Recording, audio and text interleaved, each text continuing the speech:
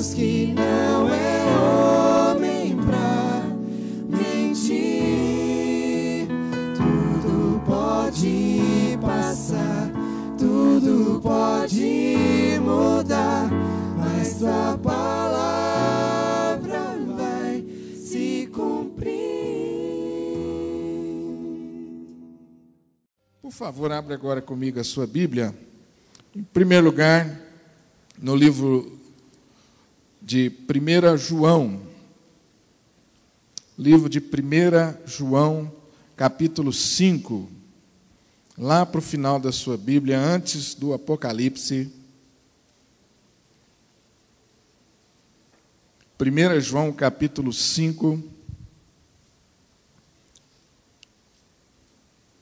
Versículo 4 e 5.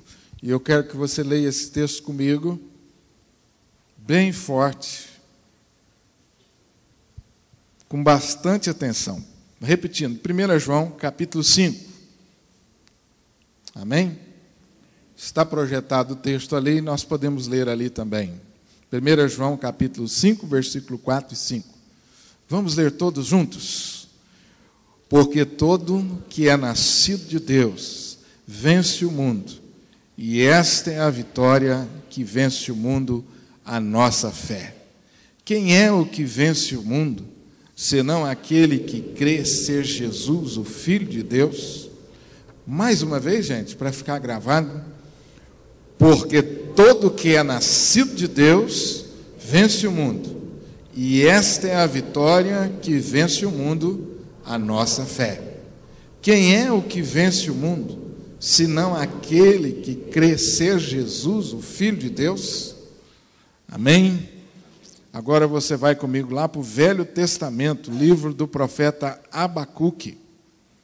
Você vai agora lá para o Velho Testamento, livro do profeta Abacuque. Se você tiver alguma dificuldade, você localiza Mateus e vem algumas folhas atrás, você vai chegar nos profetas menores. O profeta Abacuque, ele fica perto de Naum e de Sofonias. Não ajudei muito não, né? Naum e Sofonias são os vizinhos aí de Abacuque. Livro do profeta Abacuque. Esse é um dos textos da Bíblia que eu tenho especial predileção. Embora às vezes conheçamos tão pouco sobre esse profeta, mas a mensagem desse texto é sempre uma mensagem muito oportuna e muito atual. Abacuque, capítulo 1.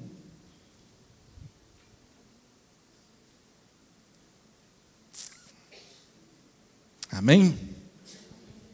Estou ouvindo barulho de folhas ainda.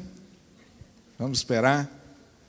Mas está ali também projetado. Quem não trouxe a Bíblia, acompanhe comigo a leitura, capítulo 1, versículo 1. Sentença revelada ao profeta Abacuque. Até quando, Senhor, clamarei eu e tu não me escutarás? Gritar-te-ei violência e não me salvarás? Por que me mostras a iniquidade e me fazes ver a opressão? Pois a destruição e a violência estão diante de mim. Há contendas e o litígio suscita. Por essa causa a lei se afrouxa e a justiça nunca se manifesta, porque o perverso cerca o justo, a justiça é torcida. Vede entre as nações, olhai, maravilhai-vos e desvanecei, porque realizo em vossos dias obra tal que vós não crereis quando vos for contado. Pois eis que suscita os caldeus, nação amarga e impetuosa, que marcham sobre a largura da terra, para apoderar-se de moradas que não são suas. Eles são pavorosos e terríveis, e criam eles mesmos o seu direito e a sua dignidade. Os seus cavalos são mais ligeiros do que os leopardos, mais ferozes do que os lobos ao anoitecer. São os seus cavaleiros que se espalham por toda parte. Sim, os seus cavaleiros chegam de longe, voam como águia que se precipita a devorar. Eles todos vêm para fazer violência, o seu rosto suspira por seguir avante, eles reúnem os cativos como areia. Eles escarnecem dos reis, os príncipes são objeto do seu riso, riem-se de todas as fortalezas, porque amontoando terra as tomam. Então passam como passa o vento e seguem, fazem-se culpados, estes cujo poder é o seu Deus. Capítulo 2 agora. Por-me-ei na minha torre de vigia, colocar-me-ei sobre a fortaleza, e vigiarei para ver o que meu Deus me dirá, e que resposta eu terei à minha queixa. O Senhor me respondeu e disse: escreve a visão, grava sobre tábuas, para que a possa ler até quando passa correndo. Porque a visão ainda está para cumprir-se no tempo determinado, mas se apressa para o fim, e não falhará. Se tardar, espera-o, porque certamente virá, não tardará. Eis o soberbo, sua alma não é reta nele, mas o justo viverá pela fé. Vamos repetir juntos? Mas o justo viverá pela fé. Mais uma vez, igreja. Mas o justo viverá pela fé. O texto em 1 João capítulo 5 diz que todo que é nascido de Deus vence o mundo, e essa é a vitória que vence o mundo, a nossa fé. O profeta Abacuque, há muitos anos atrás, relata a sua experiência, e no capítulo 2 ele diz: o justo viverá pela fé. Amém? Os estudiosos do comportamento humano, psicólogos, antropólogos, eles são quase que unânimes em dizer que o mal do nosso século chama-se ansiedade. A preocupação que se abate sobre as pessoas em relação ao futuro. Sobretudo quando a vida que o cerca está cheia de adversidades, cheia de contradições, cheia de problemas, e as coisas não se encaixam. As estatísticas são alarmantes do que se gasta hoje para tratar o problema da ansiedade. Essa pré-ocupação, essa insegurança das pessoas quanto ao seu futuro. Como que nós podemos, como cristãos que somos e tementes a Deus, viver seguros num mundo tão cheio de incertezas, tão cheio de dúvidas, tão cheio de mudanças? Eu não sei se você já conseguiu sentir isso, perceber. A gente se assenta por alguns instantes para ver os noticiários nas TVs, ou seja, na internet, e a gente fica alarmado com a velocidade das mudanças. Como que as coisas estão mudando rapidamente. Se a gente fica um dia sequer sem ouvir o noticiário, você já está muito desatualizado. É por isso que hoje a indústria que mais cresce é a indústria da informação, né?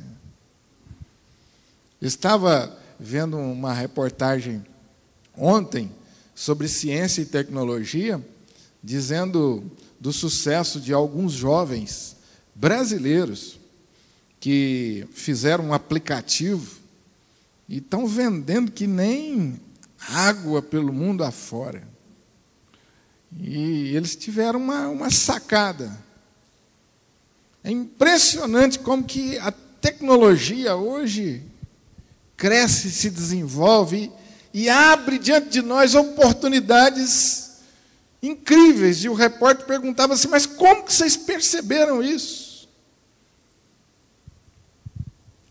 Mas, ao mesmo tempo, nós convivemos nesse mesmo contexto em que a gente se sente assim meio que super-homem diante do avanço tecnológico e super capaz de enfrentar todos os problemas. Ao mesmo tempo, a gente parece uma formiguinha.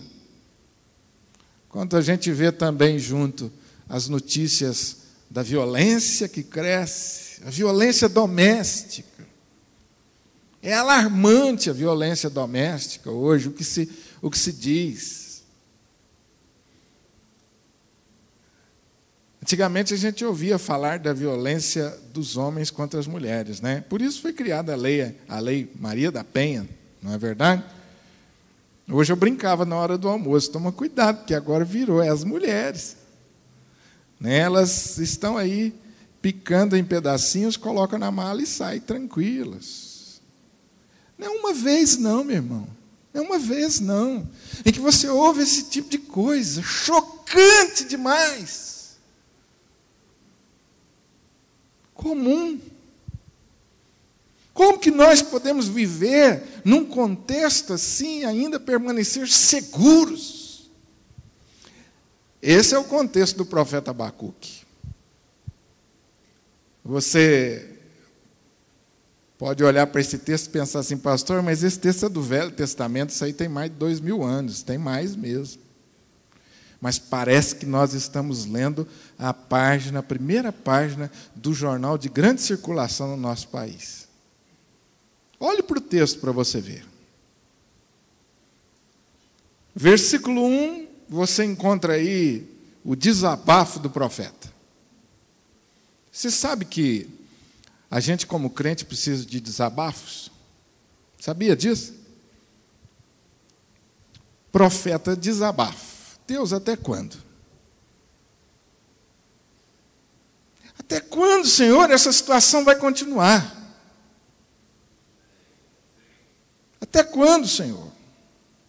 E aí, o versículo 3 em diante, ele mostra um quadro aí. Iniquidade, opressão, destruição, violência, contendas, litígio.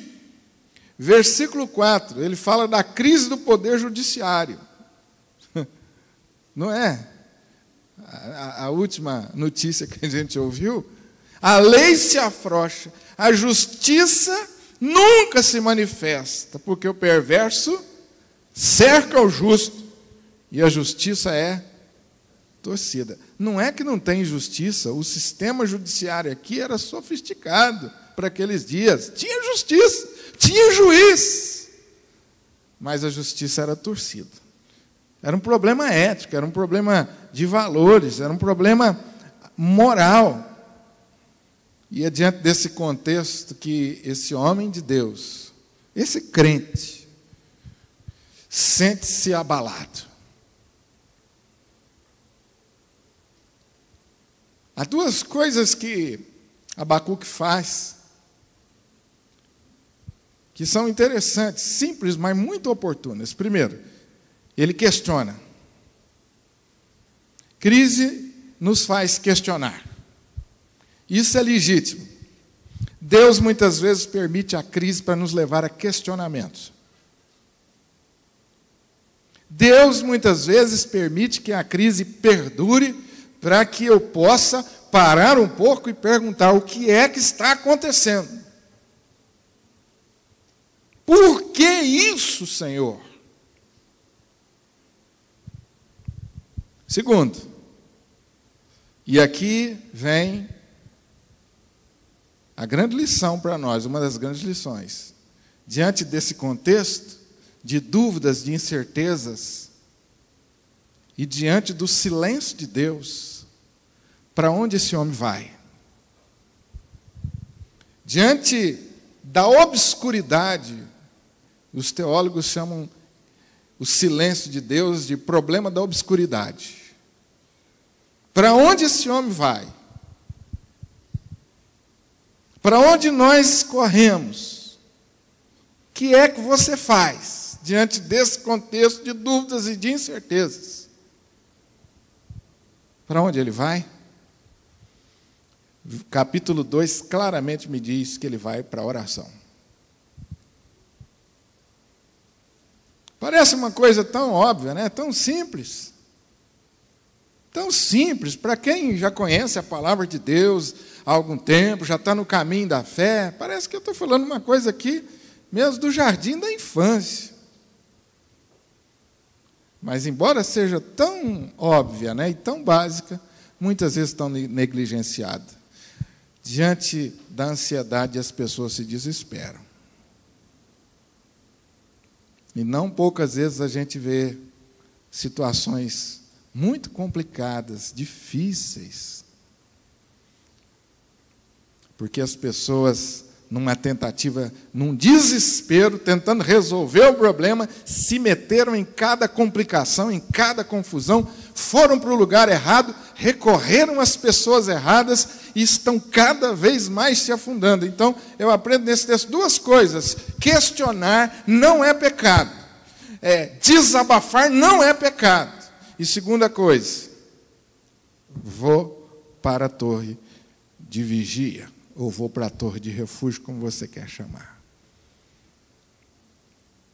Esse é o lugar para onde nós devemos ir diante de um contexto como esse. Há duas questões que estão claras diante do profeta e que também estarão muito claras diante de mim e de você. Primeiro, a aparente impotência de Deus.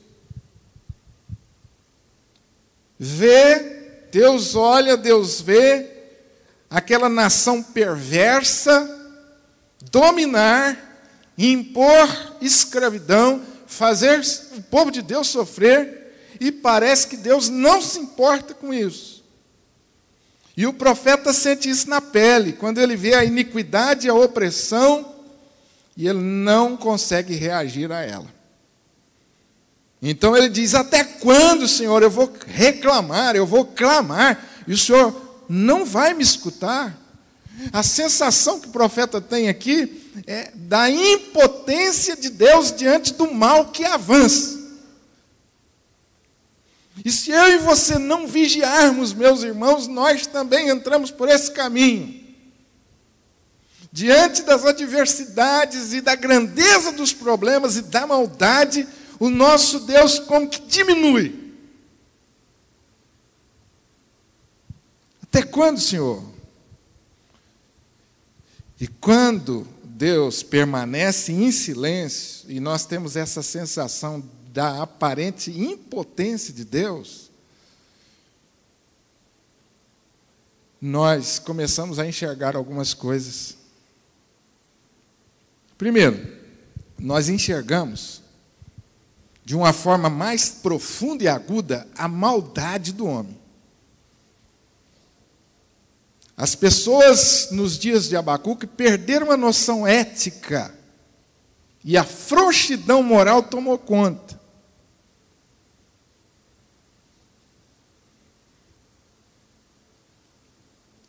Rui Barbosa descreveu isso muito bem quando ele diz: de tanto ver triunfar as nulidades, de tanto ver crescer as injustiças, de tanto ver agitarem-se os poderes nas mãos dos maus, o homem chega-se a desanimar da virtude, a rir-se da honra e a ter vergonha de ser honesto. Esta foi a sensação do profeta Abacuque, que pode ser muito bem a minha sensação e a sua sensação, de desânimo, por achar que Deus é impotente diante dessa maldade que avança a galopes. E aí nós temos um segundo problema. Fica muito difícil conciliar o caráter de um Deus bom com a aflitividade e o desespero do homem. Porque para muitos de nós, ou Deus é bom, mas não é poderoso, ou Deus é poderoso, mas não é bom. Ou Deus é frágil, ou Ele é bom.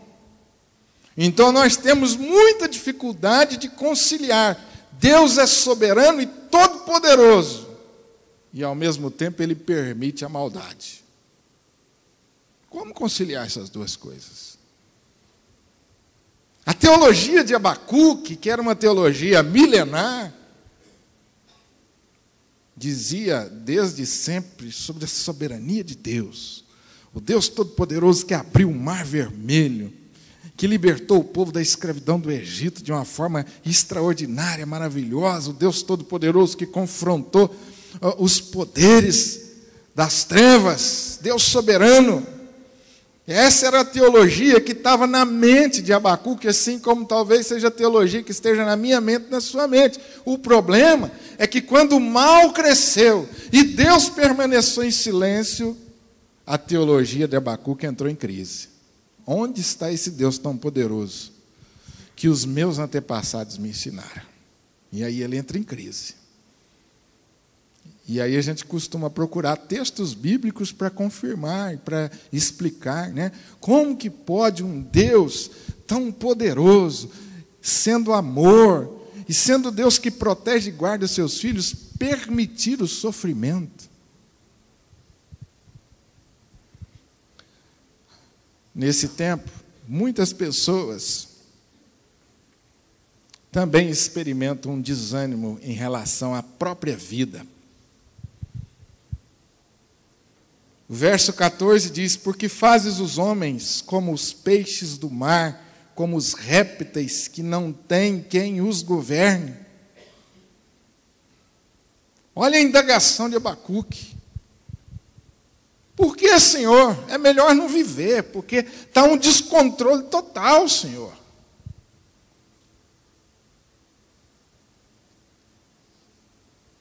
Por que o profeta se sente assim? Porque nós, quando estamos no meio da dor, no meio do sofrimento, no meio das perplexidades, não conseguimos enxergar além do sofrimento e acabamos muitas vezes sucumbindo.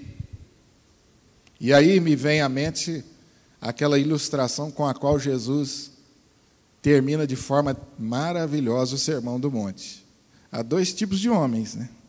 O homem prudente que construiu sobre a rocha, e o homem insensato que construiu sobre a areia. Vieram os ventos, sopraram, a casa construída sobre a rocha permaneceu firme, mas a casa que construída sobre a areia veio desmoronar, e foi grande a sua ruína. É nessa hora, meus irmãos, que nós tomamos a chacoalhada, que a nossa casa toma uma chacoalhada. Eu oro, mas os problemas persistem e eu não sinto que Deus está me ouvindo e muito menos respondendo a minha oração. Porque essa situação perpetua, Senhor. O Senhor não está vendo o meu sofrimento? Por que, Senhor? Conversei com uma mulher, viúva de um pastor, e nós oramos juntos e ela foi me contar a história de quando ela perdeu seu marido. E ela disse para mim: pastor, o meu marido era muito jovem, era jovem ainda, estava trabalhando muito, ele era muito dedicado à igreja, ele trabalhava intensamente, cheio de planos, ele ia de uma igreja para outra, para as congregações, uma pessoa dinâmica. E Deus o levou num infarto fulminante. Deus o levou. Pastor, eu tenho até hoje na minha mente eu saindo no cortejo fúnebre daquela cidade.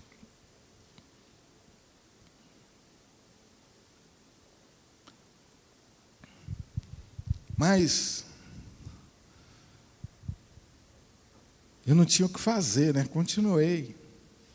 E ela disse: sabe, pastor, eu tinha deixado meu trabalho para acompanhar o meu esposo. Eu tinha uma carreira muito promissora, mas o meu esposo era tão dinâmico que ele disse que precisava de mim. Eu deixei tudo para seguir. Então, quando Deus levou, eu não tinha profissão.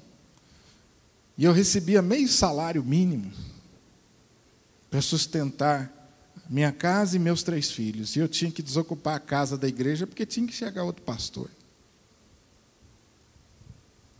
E aí, pastor, quando eu estava começando a me erguer, a minha filha é acometida por uma paralisia. E que luta, pastor, durante tanto tempo. E à medida que ela ia me contando, a voz embargava, né? Vinha emoção muito forte, eu pensando, meu Deus, que drama dessa mulher, que a vida toda dedicou-se a Deus, à igreja, um marido tão dedicado, agora de repente, foi tudo por água abaixo. Tudo por água abaixo. Até a filha, cometida uma paralisia, os médicos não fizeram tudo que podia. E por último o médico disse para ela, falou, olha, a gente está vendo a sua luta, o seu esforço, a gente queria ajudar você a procurar fora do país tratamento. Nos Estados Unidos tem um lugar lá, que nós já ligamos, eles estão dispostos a receber sua filha, para você levá-la para lá e fazer o tratamento.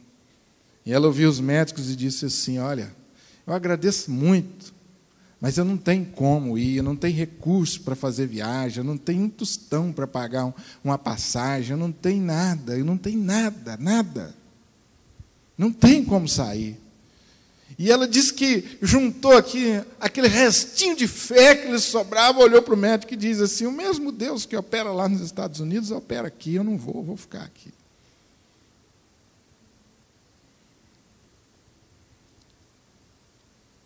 Até quando, Senhor? Essa foi a experiência de Abacuque, que talvez seja a sua. Abacuque com certeza disse, Senhor, esse é seu povo, esse é o povo de Deus. Como talvez você tenha dito muitas vezes, Senhor, eu sou teu filho.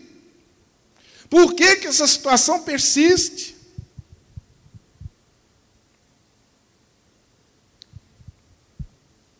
Muitas vezes, quando esse tipo de situação sobrevém sobre nós, a gente não consegue olhar para o futuro. A gente apenas vê a história como um bloco cerrado. A nossa visão da história é parcial. A gente não consegue perceber que existe um plano maior em tudo. A gente não consegue perceber propósito de Deus nisso.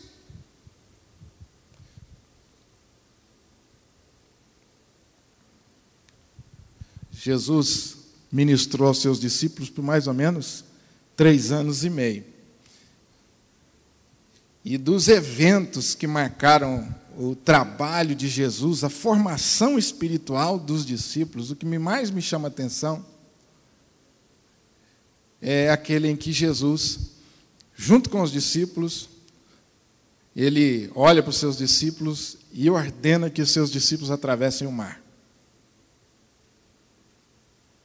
A Bíblia é clara lá, ela diz que Jesus instou. Ou seja, Jesus não disse assim, se vocês quiserem, vocês vão indo à frente. Não, Jesus diz assim, olha, vão à frente.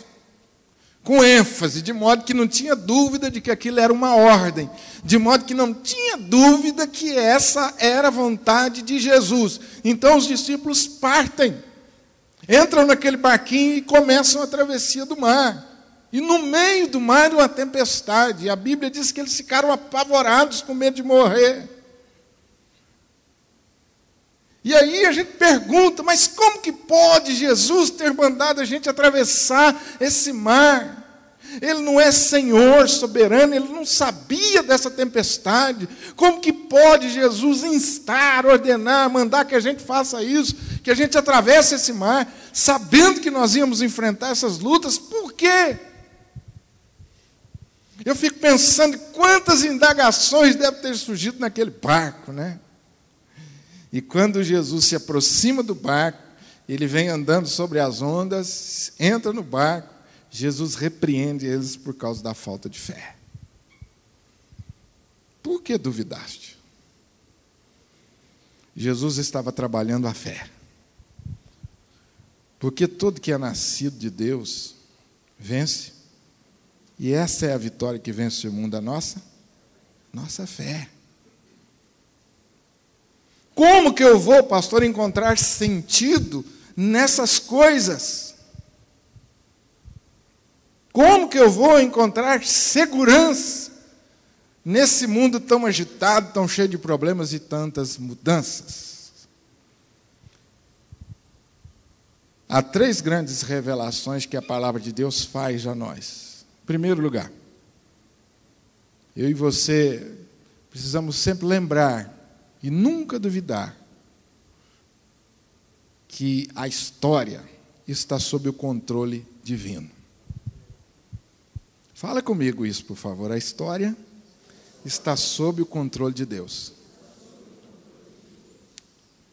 E hoje à noite você vai ver notícias do conflito lá no Oriente Médio. E aí, quando você olhar para aquela história, não que você seja apenas um ouvinte passivo, indiferente, não estou passando para você um antídoto para que você não sinta nada, mas eu estou querendo dizer para você que, teológica e biblicamente, Deus continua no controle da história.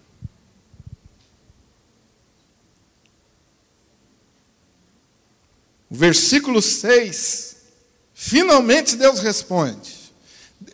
Depois de um tempo de silêncio, Deus responde. E olha a resposta de Deus: eis que suscito os caldeus.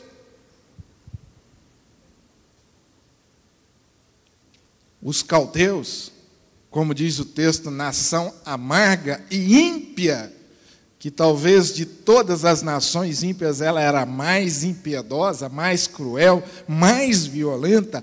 Os caldeus também, as pessoas que cercam você, as pessoas que estão no teu trabalho, os teus vizinhos, o seu esposo, a sua esposa, seus filhos, estão debaixo do controle de Deus. Eles não são obra do acaso, não é uma coincidência histórica, que as pessoas estão agindo como estão, que as pessoas estão fazendo o que estão. Eles não estão fora do controle de Deus, querido.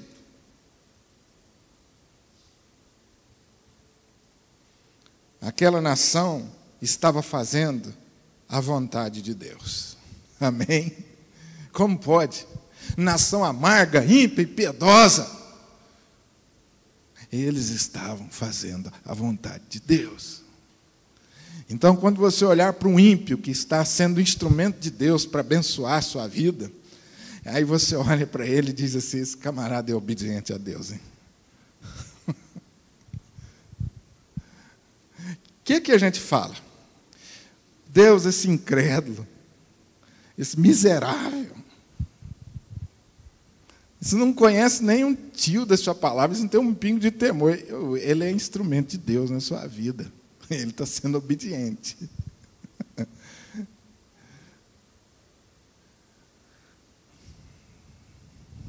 Deus não controla apenas o seu povo, mas Ele controla os caldeus também. Amém, gente? Tem um caldeu perto de você? Consegue imaginar aí um caldeu? Por favor, amanhã ou hoje à noite, você não vai olhar para as pessoas e dizer: isso é caldeu. Isso é caldeu. Jeremias experimentou isso também. Depois de muitos anos, o povo exilado, 70 anos. Jeremias encontrava-se desanimado na terra dos caldeus, queixoso, aborrecido. Por isso, as lamentações de Jeremias, não é à toa, não. O homem chorava com força, lamentava mesmo. Então, naquela situação ali, de desânimo, 70 anos debaixo da escravidão, sofrendo, vendo o seu povo sofrer, Deus traz uma palavra por meio do profeta, dizendo: assim diz o Senhor dos Exércitos, o Deus de Israel, a todos os exilados que eu deportei de Jerusalém para Babilônia. O que Deus lhes diz é que nunca, em nenhum momento, a história deixou de ser história de Deus. Os homens fazem as coisas, mas Deus está no controle divino. E vai realizar aquilo que Deus deseja através dos agentes da história, mesmo que esses homens não tenham consciência da verdade. Assim diz o Senhor dos Exércitos, Deus de Israel, a todos os exilados, ou seja, aos meus filhos, que eu deportei, ou que eu mandei como escravos para a Babilônia. Entenderam aí a palavra, irmão? Eu que mandei por escravidão os meus filhos. Essa foi a revelação de Deus ao Jeremias queixoso. Jeremias, olha, foi eu que mandei. Então, para de lamentar, ou se mesmo continuando a lamentar, você precisa entender que eu estou no controle da história. Não foram os babilônios que levaram vocês como escravos, foi eu. Dá para falar amém ou não? Porque essa é a vitória que vence o mundo, a nossa fé. Deus está no controle. Agora, você quer uma coisa mais surpreendente ainda? É quando Deus afirma que o rei Ciro, o rei dos medos e dos persas, e a Bíblia faz questão de dizer, dos medos e dos persas, ou seja, a Bíblia diz assim, não tinha jeito de ser mais pagão e incrédulo. Um homem distanciado das verdades de Deus. E a Bíblia diz que Ciro seria ungido, seria pastor. Assim diz o Senhor ao seu ungido, a Ciro, a quem tomo pela mão direita. Isso, meu querido irmão, chama-se soberania de Deus. É Deus no controle da minha vida, da minha história e de todas as coisas que me cercam. E não há um fio de cabelo que caia sem o consentimento dele. Chegando em casa, você olha para a sua escova e você vai perceber muitos fios de cabelo lá, que você não sabe contar. Tem algumas escovas que são dificílimas de limpar, é melhor jogar no lixo que não tem limpeza mais. Tanto cabelo que tem ali, vai juntando. Deus sabe de cada um.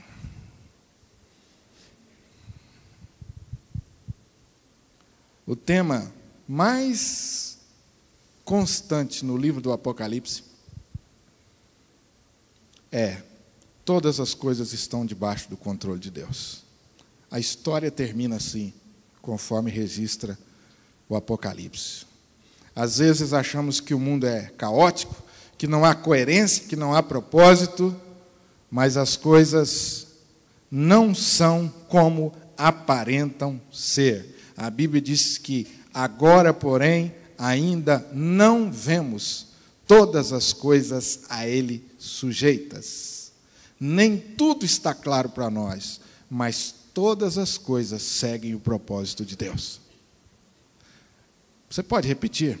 Nem tudo está claro para mim, mas eu sei que todas elas estão seguindo o propósito de Deus. Em segundo lugar, em primeiro lugar, a história está sob o controle divino. Deus tem as rédeas da história nas suas mãos. Em segundo lugar, a história segue um plano divino. As coisas não acontecem por acaso. Está certo, teológica e biblicamente, o hino que diz que as tuas mãos dirigem meu destino. O acaso para mim não haverá. Os acontecimentos não são acidentais. Há um plano definido para a história.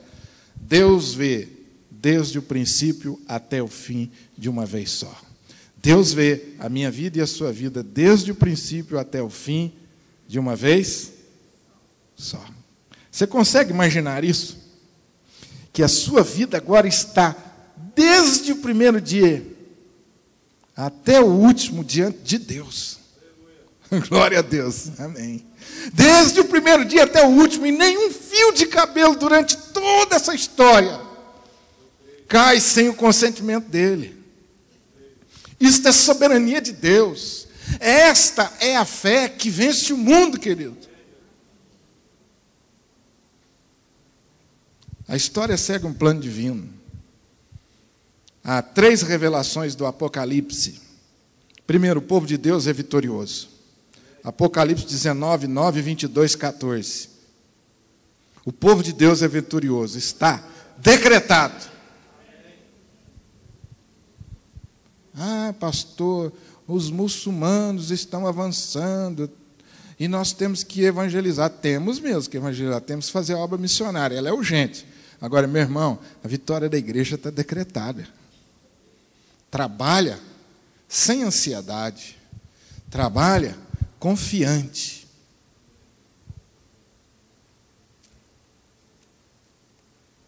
A Bíblia fala das bem-aventuranças reservadas para o povo de Deus no final.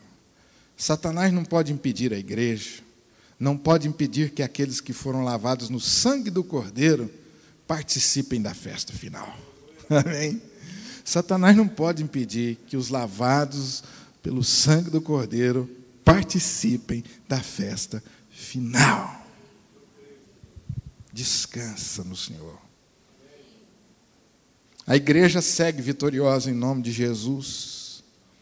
E isso não pode ser revogado, porque os dons e a vocação de Deus são irrevogáveis. A igreja está sempre nos planos de Deus. Primeira verdade, o povo de Deus é vitorioso. Segunda, o diabo já tem sua derrota decretada. Escuta, meu irmão, deixa eu falar de novo para você, o diabo já tem a sua vitória decretada.